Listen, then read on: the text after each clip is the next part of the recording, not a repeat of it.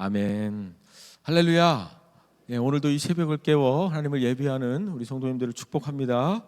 오늘은 예수님의 이름을 선포하라라는 말씀의 제목으로 함께 은혜를 나누도록 하겠습니다. 옆에 사람과 함께 이렇게 인사하도록 하겠습니다. 예수님이 치료하십니다. 예수님이 고쳐주십니다. 예수님이 일으켜주십니다.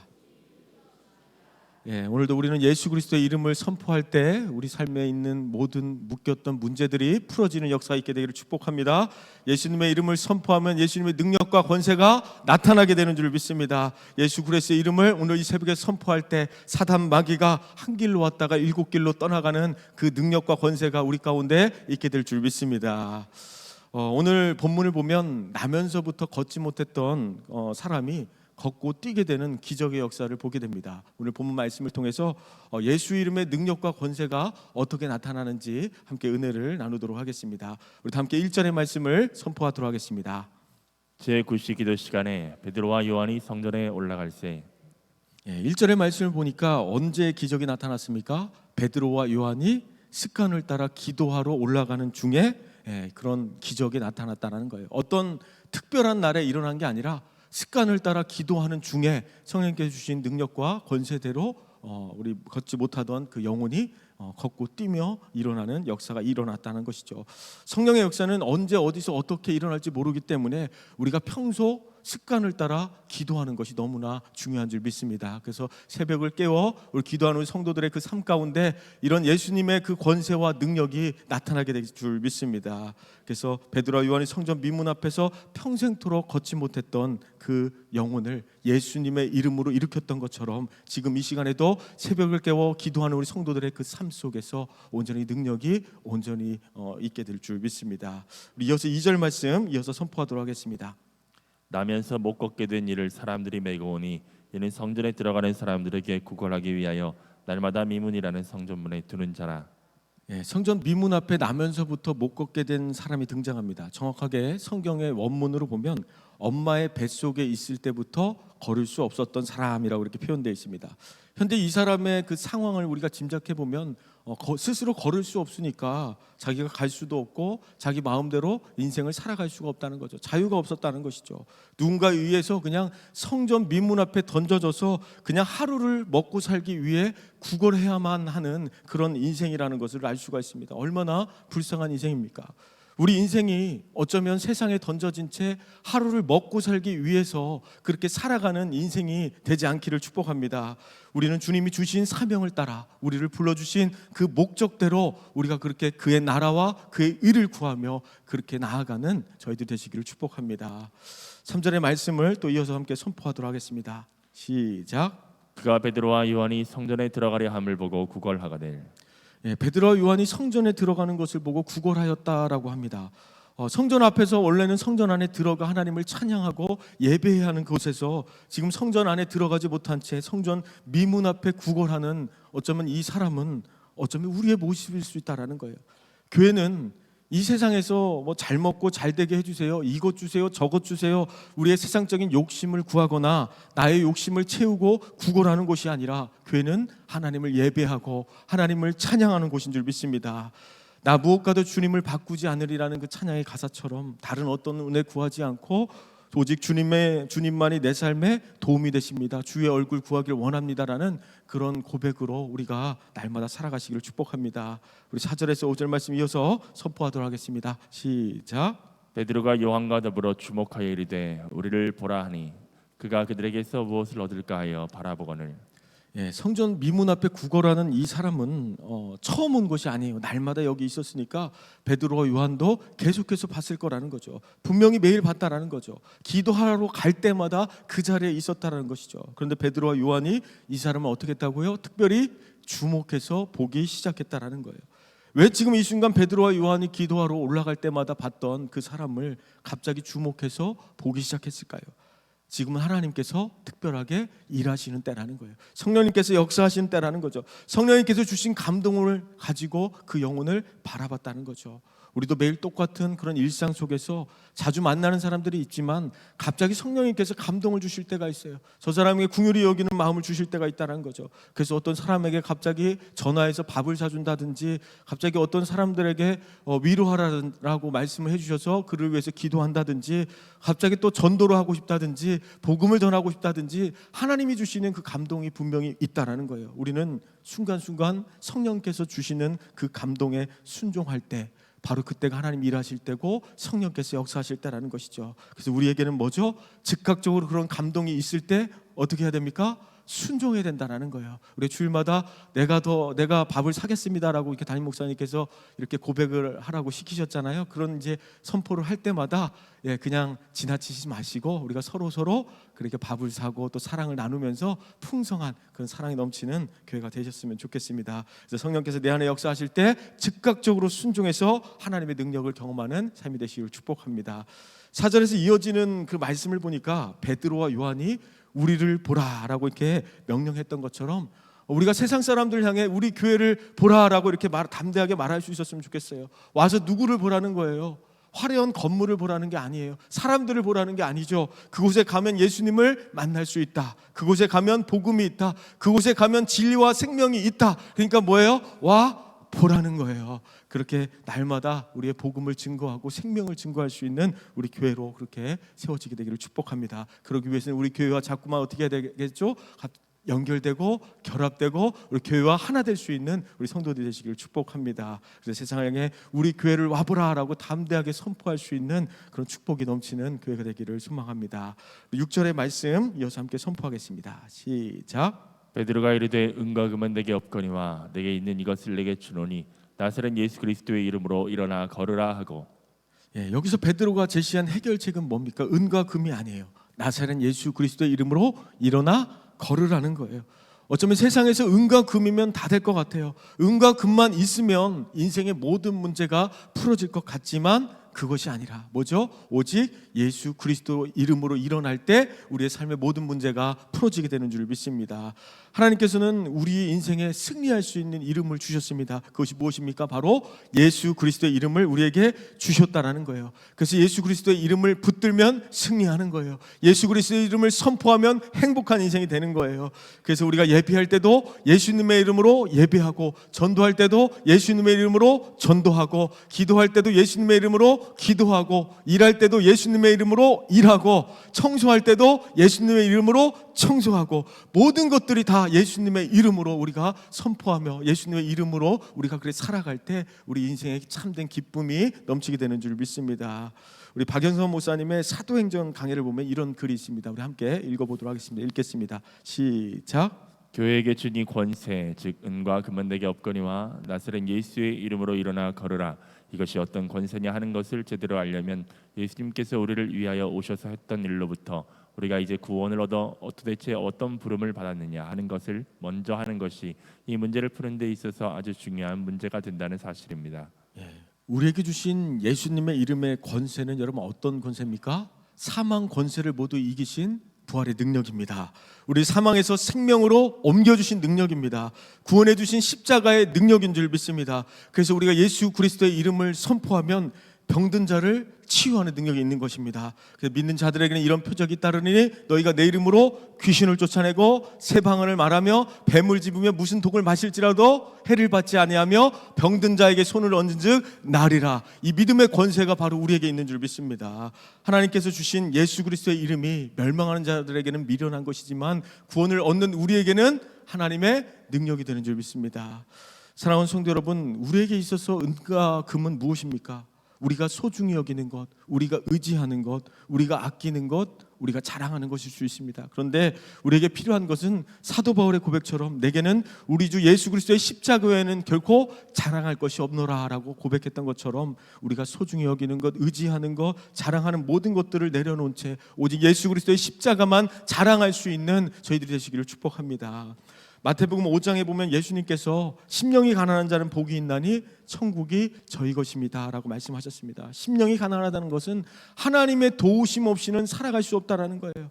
하나님이 도와주시면 살 수 없는 존재임을 고백하는 거예요. 하나님을 만나지 못하면 죽을 것 같은 그런 마음이 있냐라는 거예요. 성전 미문 앞에 구걸하던 사람은 어쩌면 우리의 영적 형편을 잘 보여주고 있습니다.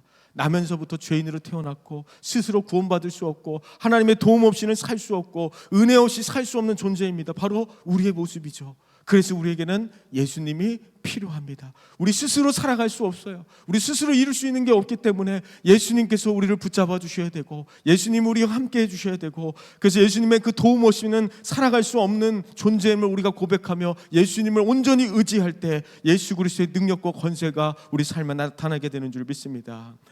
사랑하는 성도 여러분, 우리 삶에 예수 그리스도의 능력과 권세가 나타나지 않는 이유는 무엇일까요? 우리가 의지하는 능력이 과연 예수님뿐이냐라는 거예요. 예수의 놀라운 이름이라는 케네스 에긴의 그 책을 보면 이런 글이 있습니다. 또 한번 읽어보도록 하겠습니다. 시작. 오늘날 우리가 갖지 못한 어떤 알 수 없는 능력을 가진 게 아니었습니다. 그렇게 역사한 것은 바로 예수의 이름이었습니다. 그 이름은 교회에서 빼앗김을 당하지 않았습니다. 그 이름은 우리의 것입니다. 왜 그 이름이 그때는 행했던 기적을 똑같이 행하지 못합니까? 예수님의 이름은 우리의 것입니다. 그리고 절대로 그 능력을 빼앗기지 않는다라는 거예요. 그런데 왜 그 권세가 나타나지 않느냐라는 거죠. 우리가 더욱더 예수님을 우리가 신뢰하고 예수님만 의지하고 다른 어떤 은과 금을 의지하지 않고 예수님이면 충분합니다. 예수님만 의지합니다. 날마다 예수 그리스도의 이름으로 살아갈 때 그런 능력과 권세가 다시금 회복되어지고 우리 삶에 나타나게 되는 줄 믿습니다. 오늘 이 새벽에 이런 믿음을 가지고 돌아갔으면 좋겠습니다. 예수님이면 충분합니다. 예수님만이 우리의 소망입니다. 예수님만이 나의 인생의 주인이십니다. 이런 고백으로 날마다 나아갈 때 우리 삶에도 반드시 이 능력의 권세가 나타나게 되는 것입니다. 그렇다면 예수님의 이름을 구한다는 것이 대체 무슨 뜻일까요? 요한복음 14장 13절의 말씀을 선포하도록 하겠습니다. 너희가 내 이름으로 무엇을 구하든지 내가 행하리니 이는 아버지로 하여금 아들로 말미암아 영광을 받으시게 하려 함이라. 우리가 예수님의 이름을 구한다는 것은 아들로 말미암아 영광을 받으시게 하려 함이라는 거예요. 그러니까 무조건 예수님의 이름만 그냥 외치라는 것이 아니라 하나님의 영광을 위한 일이라면 응답하시겠다는 거예요. 역사가 나타난다는 거예요. 예수님의 이름에 합당한 기도의 제목이라면, 예수님이 원하시는 일이라면 기적은 반드시 우리 삶에 나타날 줄 믿습니다. 예수님께서 나병 환자를 고치실 때 내가 원하노니 깨끗함을 받으라 라고 선포했을 때 나병이 깨끗하게 치유됐던 것처럼 중요한 것은 우리 주님이 원하셔야 되는 것이고 우리 주님이 영광을 받으셔야 된다는 거예요. 그래서 우리가 먹든지 마시든지 주의 영광을 위해서 살아가는 것이 너무나 중요한 줄 믿습니다. 여러분, 원치 않는 질병으로 여러분 고통받는 자들이 있습니까? 풀리지 않는 인생의 그 문제 가운데 예수님께서 우리에게 찾아와 주셔서 내가 원하노니 깨끗함을 받으라, 그런 음성이 들려질 수 있게 되기를 소망합니다. 그럴 때 치유와 회복의 역사가 나타나게 되는 것입니다. 민문 앞에서 평생토록 걷지 못하는 이 사람에게 진짜로 필요한 것은 은과 금이 아니에요. 왜냐하면 은과 금을 가졌다 할지라도 시간이 지나면 은과 금은 영원한 것이 아니라 뭐죠? 없어질 것들이고 썩어질 것이라는 거예요. 영원히 썩지 않는 그런 것이 과연 무엇일까요? 은과 금이 우리 삶의 문제를 당장 해결해 줄 것 같지만 근본적인 문제는 예수님의 이름으로 그가 고침을 받고 일어나는 거라는 거예요. 은과 금이 많아야 우리 인생이 행복할 것 같지만 예수님을 만나야 행복한 인생이라는 거죠.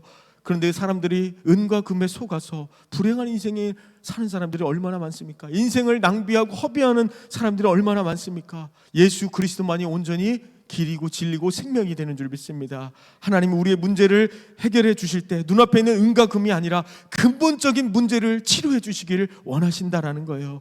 성전 미문 앞에 부골하고 있는 이 사람에게 더 우선적으로 시급하고 중요한 문제는 은과 금이 아니라 예수 그리스도의 이름으로 제사함을 받고 일어나는 것인 줄 믿습니다. 그런데 왜 세상 사람들이 은과 금밖에 구하지 못합니까? 은과 금을 왜 계속해서 그것만 구하면서 그렇게 살아갑니까? 성전 민문 앞에 앉아있던 이 영혼도 어쩌면 나면서부터 걸어본 적이 없기 때문에, 이것은 걷는다라는 것을 상상조차 해보지 못했기 때문에 구하지 못했던 것일 수 있습니다. 그러나 예수님의 영광을 위한 일이라면 우리는 구해야 된다는 거예요. 불가능한 일이라 할지라도 예수님의 영광을 위한 일이라면 선포해야 되는 줄 믿습니다. 하나님의 영광을 위한 일이라면 구하고 찾고 두드릴 때 모든 문제들이 열어지는 역사가 있게 되는 줄 믿습니다. 사랑하는 성도 여러분, 나사렛 예수 그리스도의 이름으로 일어나 걸으라는 것은 부탁이 아니에요. 제발 좀 걸어보라는 게 아니에요. 명령이고 선포라는 거예요. 우리가 믿음으로 명령 선포한다는 것은 하나님의 일하심을 보는 것이고 하나님께서 어떻게 역사하시는지를 맛보는 것이에요. 그래서 눈에 보이는 상황이나 논리적인 그런 한계에 여러분 묶이지 않고 하나님의 능력을 신뢰하는 것이 바로 믿음으로 선포하는 것인 줄 믿습니다. 우리가 믿음으로 선포할 때 더 잘되고 더 행복하고 감사와 그런 기적의 역사가 우리 삶에 나타나게 될 줄 믿습니다. 우리 한옥 목사님의 예수님 이름의 비밀이라는 책을 보면 이런 글이 있습니다. 또 한번 읽어보도록 하겠습니다. 우리가 그 능력을 누리기 위해서는 반드시 하나님이 정하신 방법으로 우리의 죄를 고백하고 예수 보혈의 은혜로 용서받음으로써 죄의 문제를 해결해야 한다. 그리고 남은 생애를 우리의 죄를 사하신 주님의 은혜 안에서 살아야 한다. 그래야만 예수 이름의 권세를 주장할 수 있다. 우리가 예수 이름의 권세를 주장하기 위해서는 예수 안에서 은혜 안에서 살아가는 것이 너무나 중요합니다. 우리가 예수님을 온전히 의지하며 그렇게 예수님만 구하며 살아가야 된다는 거예요. 다른 방법이 없어요. 왜냐하면 우리가 옛사람의 그 원하는 대로 그 죄악된 본성대로 계속해서 그렇게 살아갈 수밖에 없는 존재이기 때문에 내 욕심대로 살면 예수님의 권세가 나타날 수 없다라는 거예요. 그래서 오직 예수 그리스도의 보혈의 능력으로 우리의 죄악된 본성을 우리가 누르고 나는 죽고 오직 예수로만 사는 인생이 되시기를 축복합니다. 그래서 우리가 날마다 예수 그리스도의 그 십자가 앞에 못 박는 그런 인생을 살게 되기를 소망합니다. 사랑하는 성도 여러분, 우리 인생의 가장 큰 위기는 예수님 이름 외에 우리가 다른 것들을 붙잡기 시작하는 때입니다. 예수 그리스도 외에 다른 것을 의지할 때라는 거예요. 세상의 은과 금을 구하고 세상의 은과 금을 가지고 나아가면 지는 거예요. 오직 예수 그리스도의 이름으로 우리가 나아갈 때 승리하는 인생이 되는 줄 믿습니다. 우리 7절에서 8절 말씀 선포하겠습니다. 오른손을 잡아 일으키니 발과 발목이 곧 힘을 얻고 뛰어서서 걸으며 그들과 함께 성전으로 들어가면서 걷기도 하고 뛰기도 하며 하나님을 찬송하니. 예수님의 이름이 선포됐을 때 어떤 역사가 일어났습니까? 죽었던 신경세포들이 살아나고 발목과 발에 힘이 생기면서 걷고 뛰는 역사가 일어났다는 거예요. 해결할 수 없는 문제 앞에 무기력하게 그렇게 주저앉아 있는 분들이 있습니까? 예수 그리스도의 이름 명령을 선포할 때 죽었던 신경세포가 살아나고 오장육부가 치유되고 걷고 뛰는 믿음의 역사가 나타나게 되는 줄 믿습니다. 그런 불가능한 일들이 바로 예수 그리스도의 능력으로 깨끗하게 치유를 받게 되는 줄 믿습니다. 근데 베드로의 그 행동을 보면 선포만 한 게 아니에요. 어떻게 했습니까? 손을 잡아 일으켰다라는 거예요. 언제든 말씀으로만 선포할 수 있지만 손을 잡아 일으켰다라는 것은 중요한 의미가 있습니다. 그동안은 누구도 잡아주지 않았던 그 손을 붙잡아 주었습니다. 일으켜 주었습니다. 예수님께서 나병 환자를 고치실 때도 선포하지 않고 어떻게 했죠? 선포만 하지 않고 그의 손을 대고 만져주셨다라는 거예요. 이건 단순히 육신적인 질병뿐만 아니라 그 영혼이 아픔과 또 상처까지도 깨끗하게 치유되기를 원하셨다는 거죠.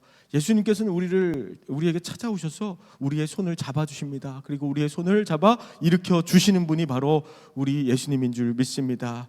우리 주님께서 평생도록 걷지 못했던 사람에게는 일어날 힘을 주십니다. 예수님을 의지하면 우리 인생에 불가능했던 문제들이 풀어지는 것입니다. 예수님만이 우리의 답입니다. 우리의 마지막 소원이 예수님이 되고 또 예수님만 증거할 수 있는 그런 거룩한 성도들로 쓰임받게 되기를 소망합니다. 오늘 본문의 그 초점은 40년 동안 걷지 못했던 이 사람이 갑자기 일어나게 됐다는 것이 초점이 아닙니다. 오늘 본문의 초점은 예수 그리스도의 이름에 권세가 있다라는 거예요. 오직 예수 그리스도의 이름에 소망이 있다라는 거예요. 그래서 예수 그리스도를 의지하면 우리 모든 인생의 문제가 해결될 수 있다라는 거죠. 성전 미문 앞에서 구걸하던 사람이 이제는 걷고 뛰며 성전에서 하나님을 찬송하기 시작했습니다. 소망이 없는 자에게 소망을 주시고 죽어가는 영혼을 다시 살리시고 하나님을 찬송케 하는 능력이 바로 예수 그리스도 안에 있다라는 것입니다. 그렇다면 초대교회 그 첫 번째 기적적인 그 사건이 일어났는데요. 어떤 의미를 가지고 있을까요? 걷지 못했던 자가 일어나는 그 사건이 바로 초대교회의 첫 번째 그 기적적인 사건인데요. 이것은 하나님 나라가 이 초대교회 가운데 임했다라는 것을 보여주는 것입니다.